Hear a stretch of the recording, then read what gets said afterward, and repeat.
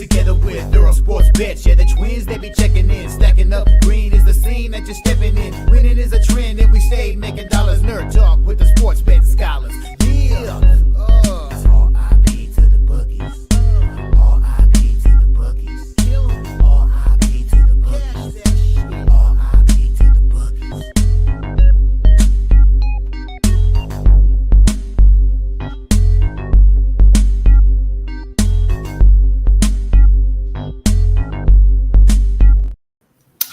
We are live. Welcome, guys, back to another edition of the Earle Sports Bet Show. I'm Timothy Earle. Today, we've got some baseball. Oh, and the NBA Finals Game 1 is also on tonight, so we'll talk about that game as well. There's 13 games in the MLB. We'll be going over 12 of them because one of them is a double header. Yay! Because the Royals and Cardinals got postponed yesterday. Although I'll still talk over that game. That one's going to be a little bit of an accelerated one because it really doesn't. It's really the same. It's the same matchups and nothing really we need to go deeply back into again. But it should be a good show. I know I was off the last couple of days or didn't do shows the last couple of days. It is what it is. We'll look back at yesterday. Which was down 0.65 units. And quite frankly, right now, compared to when I was on my nice little winning streak, I'm not getting those running games to go my way. I'm missing out where I was getting a home run in the ninth or something. I'm not really getting that right now.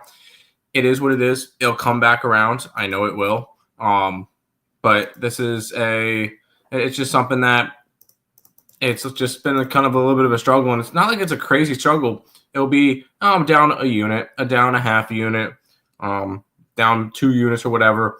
And then I'll have a nice day and then I'll go back down. It happens. It's a long season. So I'm not overly concerned. I know that at the end of the year, I'm going to be profitable. We're going to make money. But sometimes it happens. Yesterday, I did get the over in the Brewers game. That was over 8.5.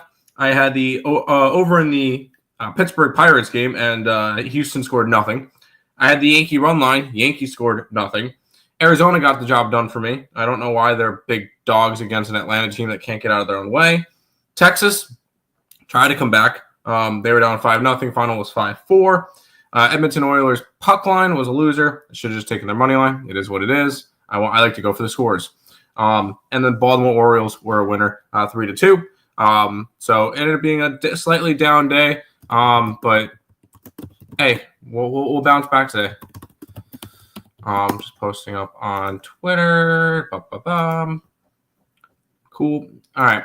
But we'll go ahead and we'll jump into the card for today.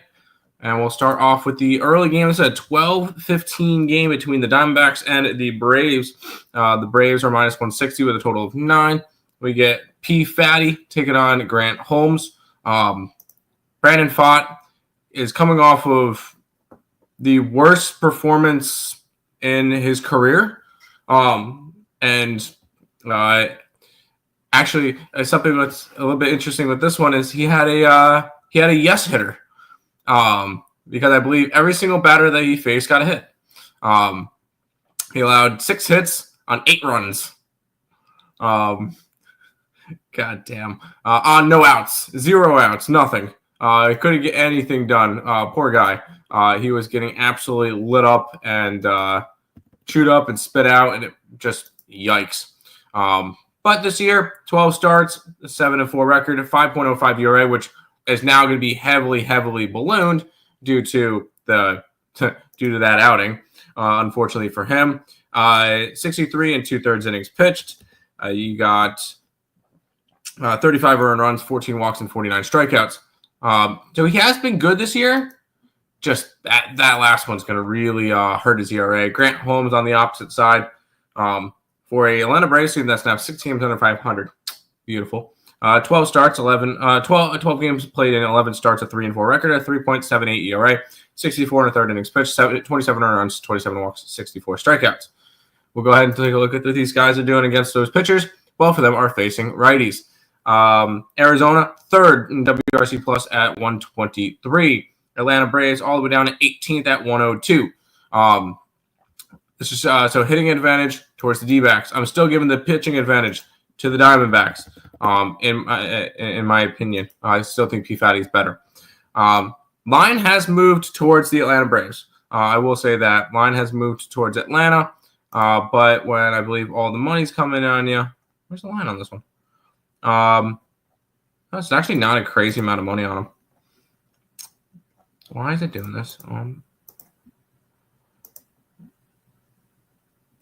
Can I get... There we go.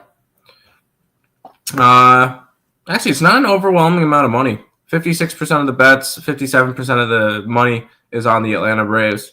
And 68 and 72 on the over. So not a crazy over either. I still kind of want to go towards it. Go towards the Arizona Diamondbacks in this one, but the line movement's going to end up keeping me off of it. Just because it's the early game doesn't mean you need to bet it.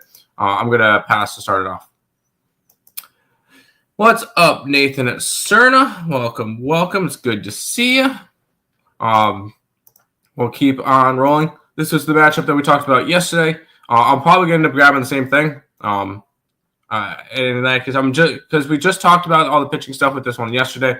I'm going to just quickly go to, by the way, Royals Cardinals. Cardinals minus 138 total. I'm just going to go to the markets and find where those are at, because I already know both these two teams struggle to hit against their respective pitchers, and I trust both these pitchers. That being said, I look at this one. Oh, is it? Oh, no. Same matchup as yesterday. We're good. Lines move towards the under. Yeah, I'm going to go right back to the under in this game. I kind of look a little bit of a rapid one for this one, just because I already knew what I liked from yesterday. And we talked about this game already yesterday. So we'll kind of just, I don't want to say skip through it, but we're going to just go ahead. We're going to get 8.5 at minus 105 between the Royals and the Cardinals. And roll with it again.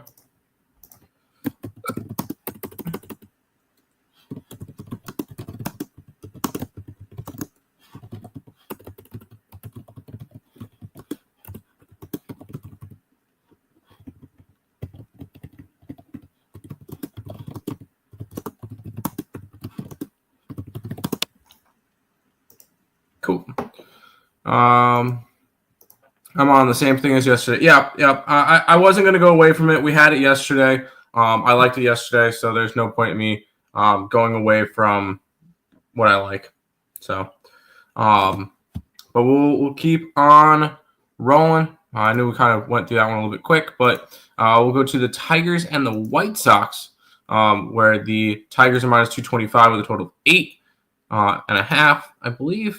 The Tigers did end up winning yesterday. It's now in 2-1 series. White Sox actually took game one. Very impressive. Casey Mize and Sean Burke. Casey Mize this year has been good. 9 starts, 6-1 record, 2.82 ERA, 51 innings pitched, 16 earned runs, 12 walks, 45 strikeouts. Very, very consistent. He has won. The Tigers have won 7 out of his 9 starts. One of them was one of the losses was in extra innings, where he allowed only 1 earned run in 5 innings. So he looked good in that. On the opposite side, you got Sean Burke, which is one of the pitchers I would trust from the White Sox. He's appeared 12 times, 10 starts, 3-6 record, 4.2 ERA, 60 innings pitched, 28 earned runs, 31 walks, and 45 strikeouts. So he has looked. He's been one of the more consistent pitchers for the White Sox. So if you're trusting anybody from the White Sox, I would be okay trusting Sean Burke. Now, looking at what these two teams are doing against their respective pitching, both of them are against righties today. White Sox are second to last, only ahead of the Colorado Rockies. Detroit is 11th at 107 WRC plus. So definite hitting and pitching advantage towards the Tigers, obviously. Line's gone from minus 200 with the Tigers to minus 225 with the Tigers. And I don't have any line movement on a total. We'll go and look at the cash, which, shock, 90%, Well, actually, we'll look at run line. 89% of the money of the bets is on the Tigers. 91% is on the Tigers money line. Same deal with the money line. 90 and 94. So overwhelming towards Tigers. Tigers probably win this game. What's the run line on this one? I might just take the run line. Tigers run line. If it's not ridiculous, it's minus. Yeesh. No, I would look at it, but it's way too expensive. So I'm not doing anything with this Tigers team today. Congrats to your ECU Pirates. Why? What do they do? They're out. They got knocked out. What do we? Okay. First 5 under 4.5. Tigers first to score prop. I don't hate it. I like these two pitchers. I don't mind an under. I wish I went and backed the Blue Jays yesterday, like I said it was going to, and I didn't. Phillies are minus 115 with a total of 8. We get Jesus Lizard taking on Chris Bassett. Jesus Luzardo coming off of, one of his ugliest performances probably of his career. 3 1/3 innings pitched, 12 earned runs, 12 hits, 4 strikeouts against the Milwaukee Brewers. Ouch. He's pitched really well this year, though. That's going to inflate his ERA a lot. 12 starts, a 5-1 record, a 3.58 ERA in 70 1/3 innings pitched, 28 earned runs, 22 walks, and 81 strikeouts. He has still been really, really good. He has had that one ugly start. You take out that start, and he's only allowed 16 earned runs and 11 starts. Like, he has been a tremendous acquisition for the Phillies, and he just had one blow-up start. On the opposite side, you got Chris Bassett, 12 starts, 5-3 record, 3.8 ERA, 66 1/3 innings pitched, 28 earned runs, 15 walks, and 69 strikeouts. He's also been he's been good this year for the Toronto Blue Jays, where they've needed an arm to kind of give them length in 8 innings, and he's been that guy. WRC plus numbers, Toronto against lefties is 115 WRC plus, which is tied for 6th with the Boston Red Sox. Phillies against righties. Can I see? There we go. Phillies against righties is 12th at 107 WRC plus. So hitting advantage, pretty much dead even. We go to where the line has been moving. And if we go and look at that, the line opened up at Philly minus 122. Now it's Philly minus 113. So line movement has gone towards the Toronto Blue Jays. Line has also not moved for the total. It opened up at 8 minus 110. It's still 8 minus 110. We'll go look at the money. Considering that the line is moving towards the Blue Jays, it's kind of interesting that 64% of the bets and 66% of the money is on the Phillies, which is going to end up giving us a spot here on the Toronto Blue Jays. I can get Blue Jays action at even money. We'll go ahead and take the Blue Jays in this one. Back in Chris Bassett.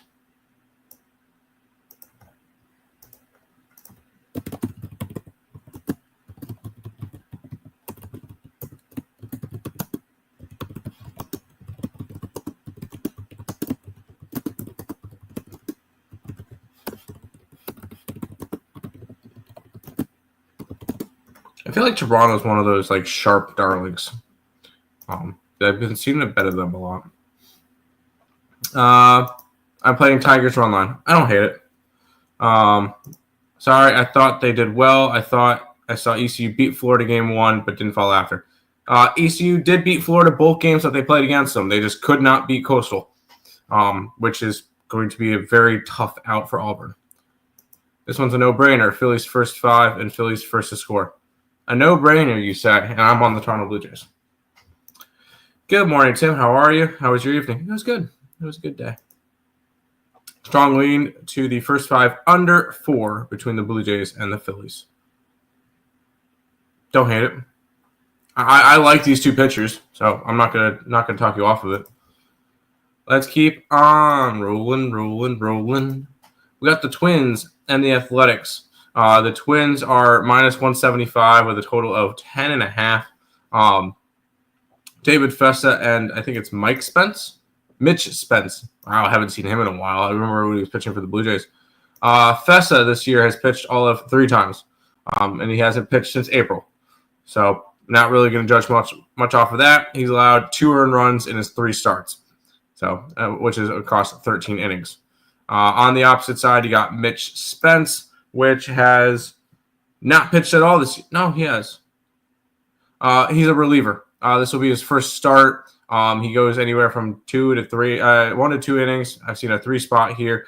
So it's a bullpen game for the Athletics, and a guy for the Twins that hasn't pitched in 2 months. We'll go ahead. I'm not going to really bring up much hitting stats for the Twins because they're going up against the bullpen. Athletics are an average hitting team. 108 WRC plus against righties. So nothing crazy there. Let's go ahead and take a look at the line movement in this one, where the line's moved from minus 175 for Minnesota to minus 190. So the line has moved since I've typed up the line. It's moved since I turned on the show because it was around the 175 mark when I started up the show, and it's moved. And the line has gone from 10 up to 10.5 back down to 10. And then you go ahead and you look at the markets and everything. 82% and 76% of the money is on the Twins, so it makes sense why the line's moving that way. 53% of the bets, 78% of the money is on the over. Kind of pushes me towards the over a little bit. You got a bullpen game for the Athletics. You've got a Twins pitcher that hasn't pitched in 2 months. Let me get the over here. Over 10. I can get that at minus 114. Let's do that. Over 10 between the Twins and the Athletics. Bullpen game versus pitcher who hasn't started in 2 months. Runs.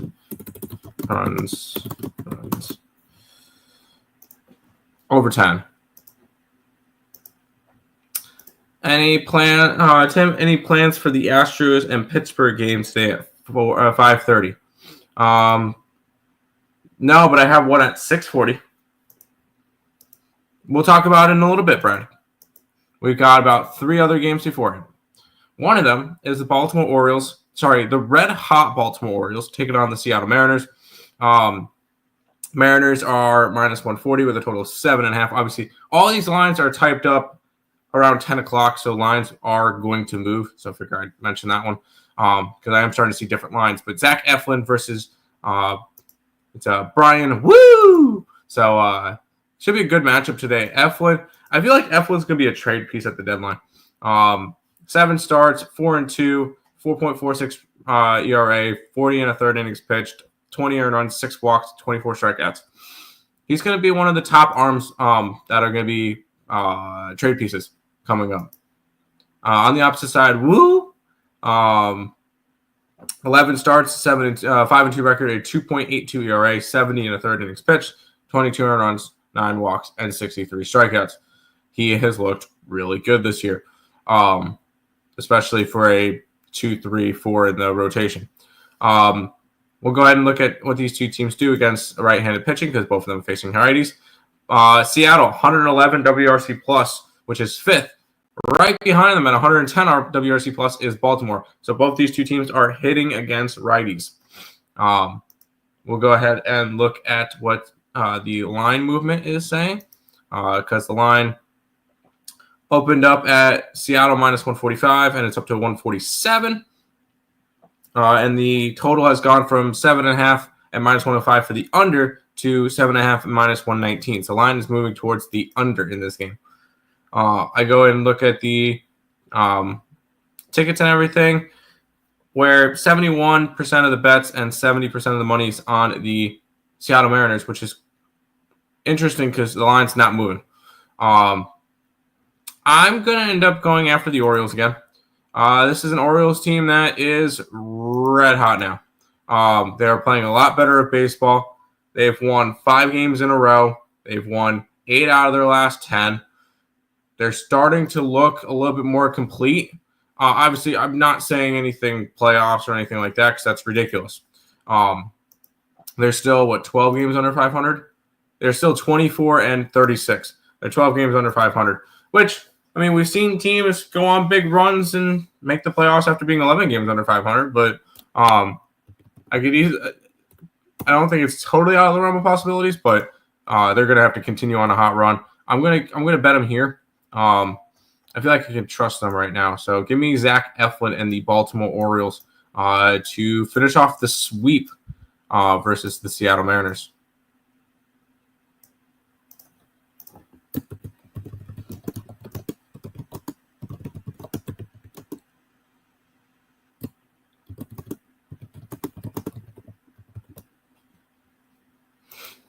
Plus 132 with the Orioles. Give me a whoop whoop. Tim, who's pitching for Seattle? Woo! Who's pitching for Seattle? Let's head to a matchup out west where we get the San Diego Padres and the San Francisco Giants. It's about a pick 'em, minus 120, minus 115 for the Giants. Total of 7.5. Dylan Cease and Robbie Ray.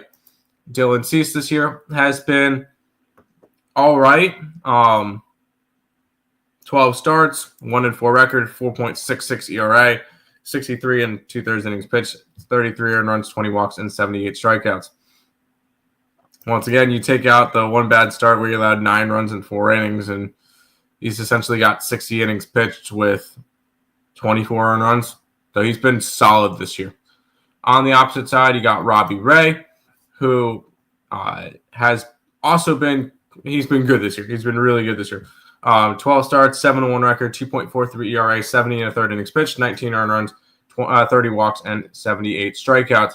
He's been really good, and he's allowed 3 earned runs or less in every single one of his starts. We'll go ahead and take a look at the where the hitting stats are. San Diego versus lefties, 94 WRC plus, below average for them. San Fran versus righties is 99 WRC plus, below average. Both these two teams below average hitting versus their respective starting pitchers. Take a look at the line movement, and it's gone from San Fran minus 120 to minus 115, so slight movement towards San Diego. It's gone from 7.5 and minus 110 to 7.5 and minus 125 for the under. So lines moving towards the under in this one. A lot of more of the money's coming in on San Fran, with the lines moving away. I'm not going to touch that side. I am going to take the under here. I really do like these two pitchers, and these two teams struggle to hit versus their respective pitchers. I can get 7.5 at minus 103. Sign me up for the under between the Padres and the Giants.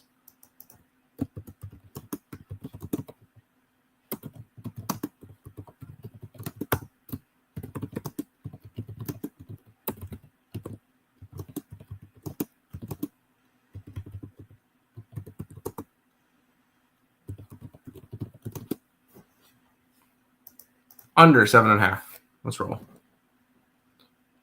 No chat. We'll go ahead and move on to the New York Mets and the LA Dodgers. The Mets going for the series win in this 4-game set. The Mets have already taken 2 out of the first 3.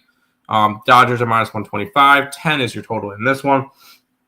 David Peterson taking on a landed Knack. The Mets are currently the best team in the National League. Second best team in baseball, only behind them, Detroit Tigers. David Peterson this year, 11 starts, a 4-2 record, a 2.69 ERA, 63 and 2/3 innings pitched, 19 earned runs, 22 walks, and 59 strikeouts. Once again, this entire Mets pitching staff has just been elite this year. And he's just another piece of the pitching lab. He's looked great. On the opposite side, you got Landon Knack, who's pitched all of 8 games this year. 6 of them were starts, a 3-2 record, 4.58 ERA, 35 and a third innings pitched, 18 earned runs, 13 walks, and 34 strikeouts. He did have a good start against the Mets in the last one, where he only allowed 1 earned run and 4 hits in 6 innings. The Dodgers ended up losing that game. But he did have a good start in the last one, so this will be the second time that the Mets have seen him in the last 2 weeks. We'll go ahead and take a look at the hitting stats for Dodgers against lefties, tied for second in baseball. 120 WRC plus, tied with the Houston Astros, which is very interesting to see. I was not expecting to see the Houston Astros on that list. And then the Mets versus righties are sitting at 8th WRC plus at 110. So hitting advantage is towards the Dodgers in this one. We'll go ahead and take a look at the line move. Oh, pitching advantage Mets, hitting advantage Dodgers. Lines move towards the Mets from 120 down to 115, 122 to 113. So line is moving towards the Mets. Line's also moving towards the over, but it went from 9.5 at minus 125 to 10 at minus 105. I think that's more of a juice exchange, if anything. I'm not going to put much stock into that. Dodgers are getting more of the money. 63% of the bets, 57% of the money is on the Dodgers, and the line's moving towards the Mets. It's not always about the money, Spider-Man. It's about the Mets. Give me the Mets here today. Finish off the series, winning 3 out of 4 against the Dodgers, winning 5 out of 7 in the season series, and then really put into a conversation of who the real best team in the National League is. I think it is the New York Mets. So give me the Mets here. I can get them at plus 115. Mets finish off 4-game series with win. I was able to get the Mets plus 115. I'm on the Giants. The under 2. Okay. Who's pitching for? Yes. Yes, Brad. Mets. Yes, Metters. Let's go. We've got 4 more games in the MLB. Brad, here you go. We got your Houston Astros taking on the Pittsburgh Pirates. What happened to your Astros last night? They get shut out against Pittsburgh. Minus 140 for the Astros with a total of 7.5. We get Framer Valdez and Mitch Keller. Valdez this year has been solid. 12 starts, a 5-4 record, 3.12 ERA, 78 innings pitched. He has 2 complete games this year, which is insane. Oh, one of them was a loss. One of the complete games was in a loss. So there you go. But he's got 2 complete games this year. Good for him. He's going to eat you innings. 78 innings pitched, 27 earned runs, 24 walks, 73 strikeouts. He's been really good this year. He's had 1 bad start. And the Astros have actually won 5 straight of his starts. On the opposite side, you got Mitch Keller, 12 starts, a 1-7 record with a 3.73 ERA. It's just the fact that he's not getting run support because he's allowed 3 earned runs or more once this year. More than 3 runs. So 4 or more twice this year. One of the ones against the Yankees on the second start of the year, and then the other one was against San Diego. Other than that, he's allowed 3 earned runs or less in every single one of his starts. So Mitch Keller has been great.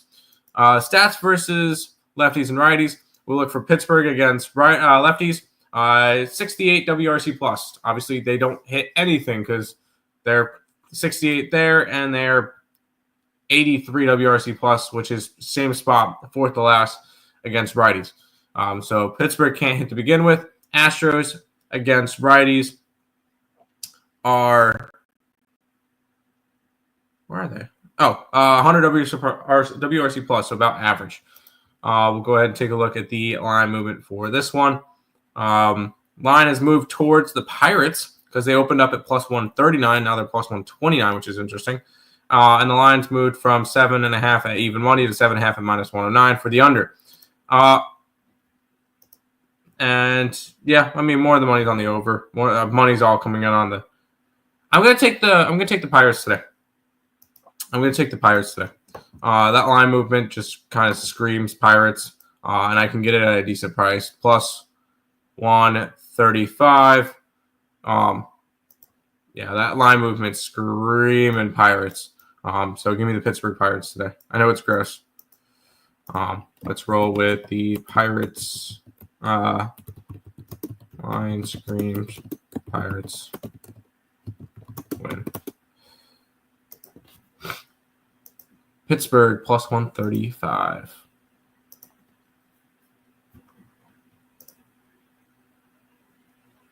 I got you're good, dude. You're going to this game? Well, go Pirates. We've got 3 more MLB games today. Next up is the Cubs and the Nationals. Cubbies minus 145 with a total of 10. Jake Irving for the Nationals and Drew Pomeranz for the Cubs. I'm not going to go over Pomeranz's numbers all that much because he is a bullpen arm. He goes 2/3 to 1 inning. That's all you're going to get out of him. So no stats for him.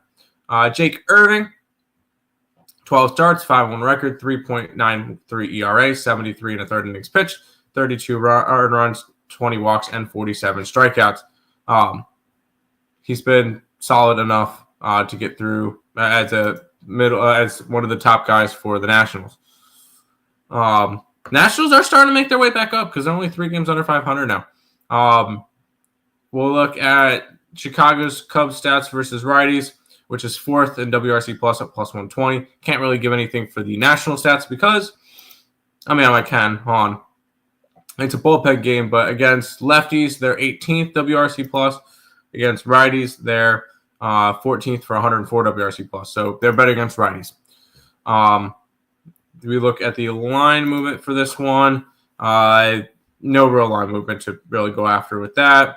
I will say the line has moved towards the over a bunch, which is interesting to see. It makes sense because a lot of the tickets are on the over. It would be over or nothing, but I'm not going to bet every single game. This one's going to be a pass for me. We'll keep on rolling because the Guardians and the Yankees are going to go after it. The Yankees are big favorites, minus 165 with a total of 8.5 or 8. I'm sorry, to see some 8.5. Max Fried versus Skade Siciliani, Siciliani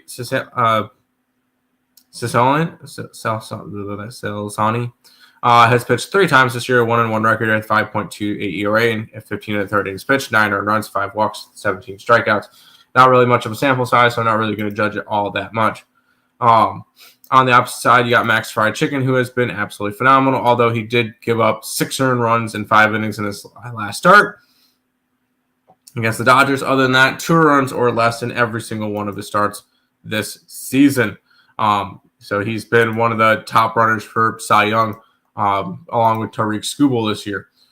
He had 1 bad start. I'm not overly concerned about it.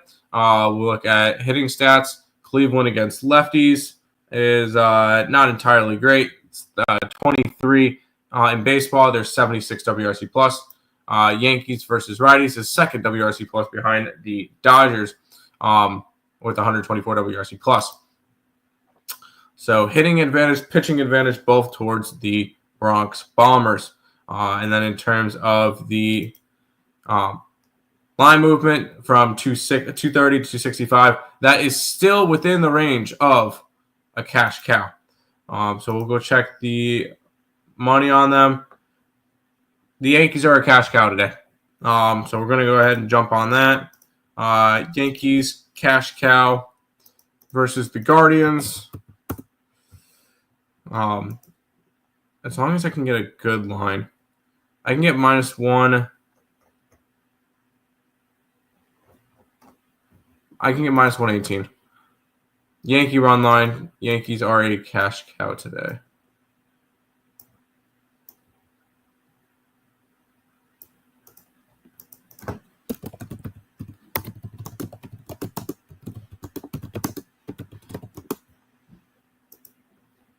Cool.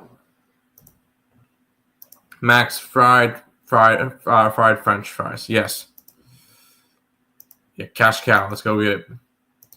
We got one more game in the MLB, and then we'll talk some Pacers Thunder. The last game in the MLB today, because we're not talking game 2 of the doubleheader between the Royals and the Cardinals, is the Rangers and the Rays. Jack Leiter versus Ryan Pepiot.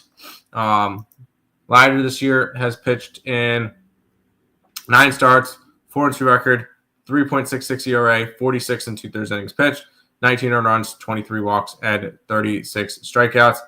He's been pretty solid. He's had 2 bad starts where he allowed 6 and 4. Other than that, 3 earned runs or less in every single one of his starts. He's looked good. Ryan Pepiot on the opposite side, 12 starts, 3-5 record, 3.21 ERA, 70 innings pitched, 25 earned runs, 20 walks, and 56 strikeouts. Another guy, he had 1 bad start where he allowed 6 runs to Boston. Other than that, he has been phenomenal this year. We go ahead and look at the numbers of hitting stats versus these pitchers. Tampa Bay and Texas both facing righties. Texas tied with Pittsburgh for 4th to last at 83 WRC plus. Not great for them. The Tampa Bay Rays are actually really good against righties. 110 WRC plus for the Rays. Then we go ahead and look at the line movement. Where has that gone? From minus 135 to minus 142 for Tampa. So line is moving towards the Tampa Bay Rays. Line is moving towards the under from 105 at the 9 mark to minus 120 at the 9 mark. And you got not an overwhelming amount of money on the over. And actually more money on towards the Rangers today, which is interesting to see considering the Rays line is moving the way it is. I'm going to end up staying off this one to end the night. But it should be an interesting card for it. But pass on the Rangers-Rays game to finish off the night. Which will bring us to the NBA playoffs. But first, one comment. Rays run line. I'm not going to talk you off them.